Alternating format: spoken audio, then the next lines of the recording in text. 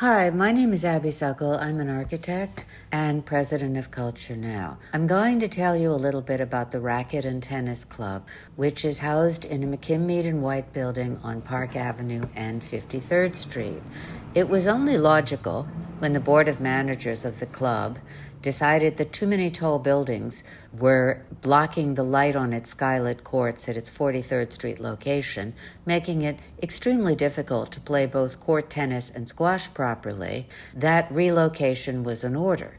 One of their members, Robert Goulet, offered to build them a new clubhouse, which would then be leased back on a long-term basis on Park Avenue. There was a slight hiccup in the Architectural Commission as Mr. Goulet, who usually preferred to retain Warren and Wetmore, was overruled by his fellow members, and McKim-Mead and White, the go-to architectural firm at the beginning of the last century, was given the commission. It should be noted that all three of its founding principals were by then deceased. Completed in 1918, the building is often noted for its frieze of game equipment that could be played inside. There are a few windows on the elevation so that you could watch the courts.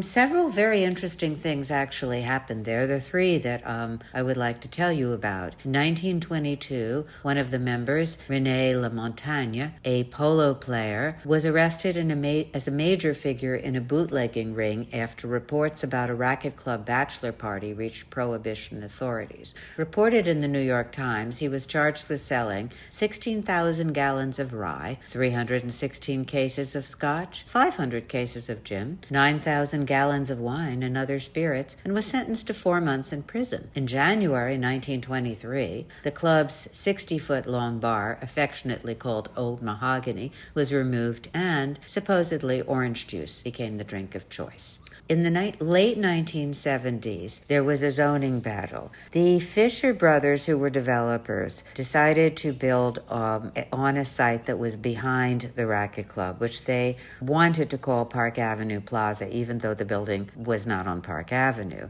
The Fishers had actually talked to the Department of Buildings and was supposed to get a 200,000 square foot zoning bonus from the city for making civic improvements.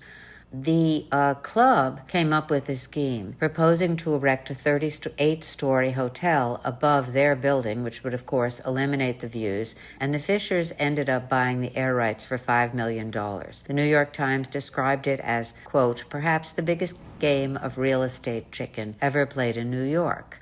Supposedly, according to the club, the delay, which was all this real estate discussions, caused the real estate market to improve. The rents went up, and the Fishers did better than they would have done before.